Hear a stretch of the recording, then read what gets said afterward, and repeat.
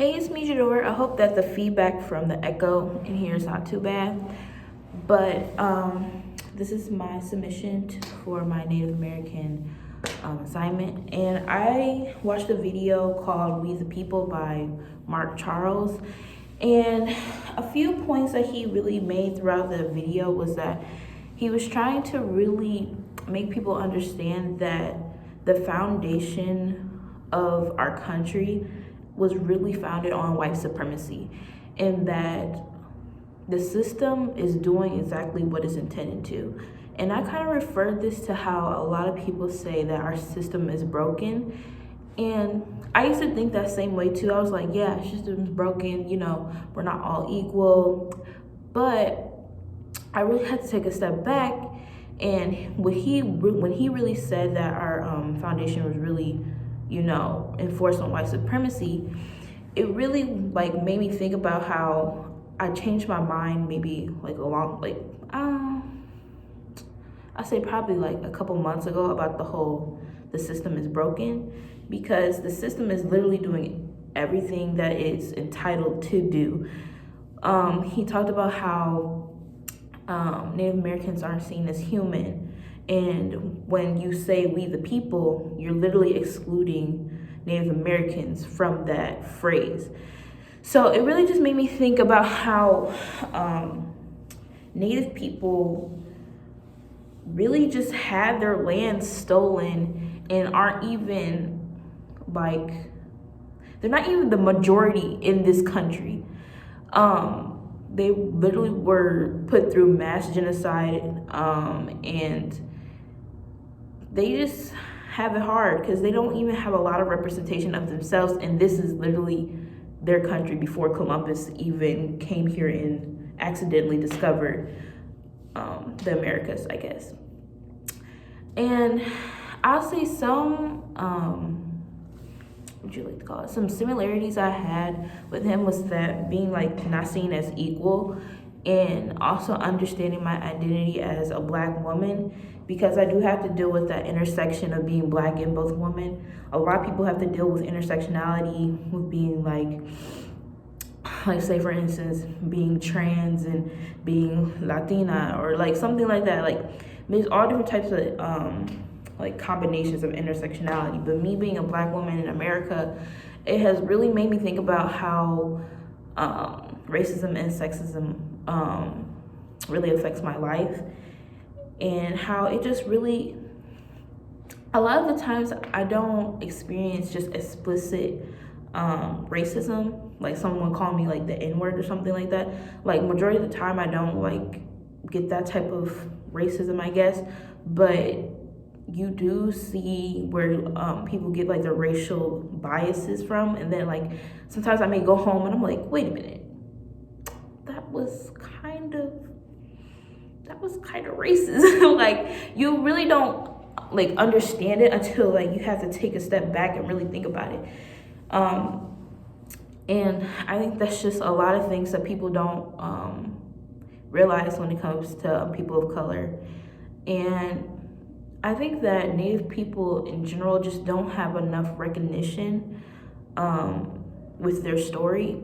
It's literally through elementary school, you just get taught, about Columbus and how he came over here and discovered America, and that Native Americans live in teepees and stuff like that. That's literally all you learn, but you never really learn the actual truth about what happened. Literally, Disney made Pocahontas, which is all of it's false. The whole movie is false. They're spreading false information about all this stuff. And what I try to do to try to keep educating myself and educating other people about the issues of Indigenous people. For example, I think it's my Social 100 class, we at the end of the semester we had to do a discussion board on a movement that's relevant now. And me personally, I knew that a lot of people were going to pick the Black Lives Matter movement, because that really did gain a lot of momentum during quarantine. So for me, and I felt I know a lot about that, so because I'm Black myself. But I'm sorry, I lost my train of thought. But yeah, I knew a lot of people were going to talk about that because I was like kind of the most recent, like, you know, movement that really gained more momentum over quarantine.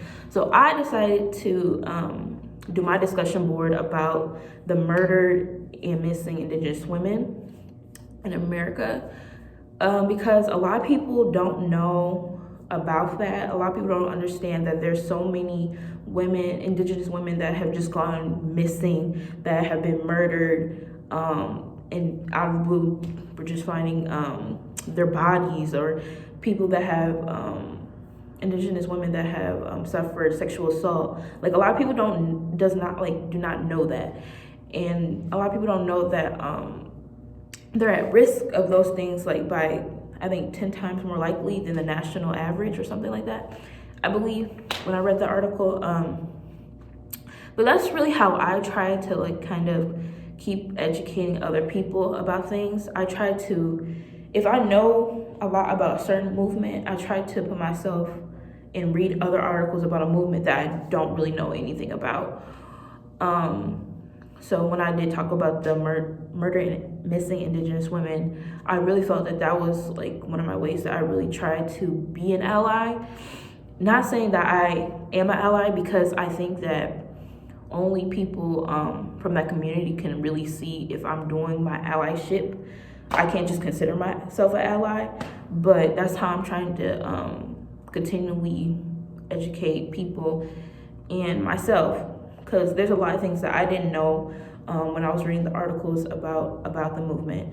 And that's just really how I try to keep up myself and educating myself. And I think that it's just a lot of work and a lot of unpacking when we have to unpack a lot of the things that this country has put minorities through, and really think about the foundation. Referring back to what Mark Charles said, it's really about the foundation.